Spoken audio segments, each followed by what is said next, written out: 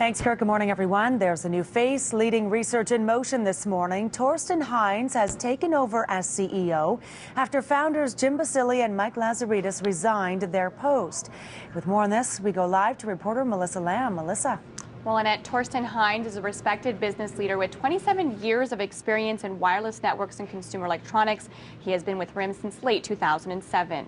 Now, Heinz has said he has no real big plans for the company, but RIM will relaunch a revamped playbook this year, as well as a new BlackBerry. Jim Balsillie and Mike Lazaridis, who stepped down as CEOs of RIM, will stay on the board and continue to keep stakes in the company. Many investors blame them for the recent plunge in RIM shares. CFRA's business editor John Brenner says the duo turned BlackBerry into a personal communication game changer. Obviously, these gentlemen had an idea when they started the company and brought it to a great level of success. The problem is they have lost step, and rivals such as Apple and Android continue to eat up their market share, and we've seen Research in Motion stock plunge to near 8-year lows. So investors are seeking some answers. Is this leadership change what they're looking for? Remains to be seen. Now, all eyes will be on RIM stocks this morning to see what kind of impact this will have on the company. Heinz is set to hold his very first telephone conference call in mere minutes. Annette? So, Melissa, how is RIM doing in early morning trading? Well, so far so good, and that is looking to have a positive effect. RIM is up this morning 4.94% when pre-markets.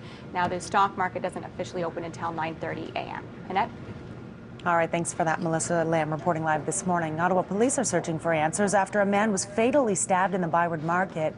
24-year-old Navid Naran was found early yesterday morning on Dalhousie Street. He was rushed to hospital where he died of his injuries. Officers spent the day yesterday inspecting the area, blocking off a section of Dalhousie between Rideau and Besserer. It has since reopened. This next story could have a huge impact on our city. An Ottawa-based think tank says the federal government job cuts will hit Ottawa the hardest. According to the report, the Ottawa region could see more than 22,000 jobs disappear by 2015, driving unemployment to a rate of 9.2%. The Canadian Centre for Policy Alternatives is behind the study that has in part been funded by two of the largest federal unions. The report's authors say there's no details on where the jobs will be cut or why.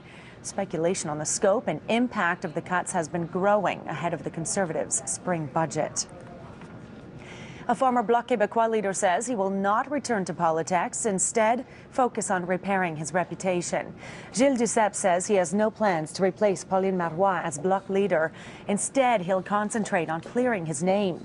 A Montreal newspaper has accused Duceppe of mishandling public funds while he was party leader.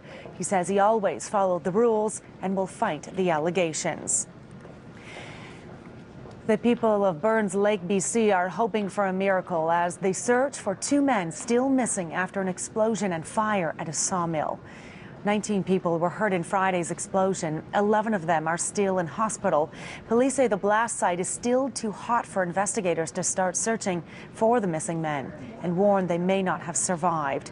Once the site is safer to enter, investigators will start searching for clues to what caused the fire.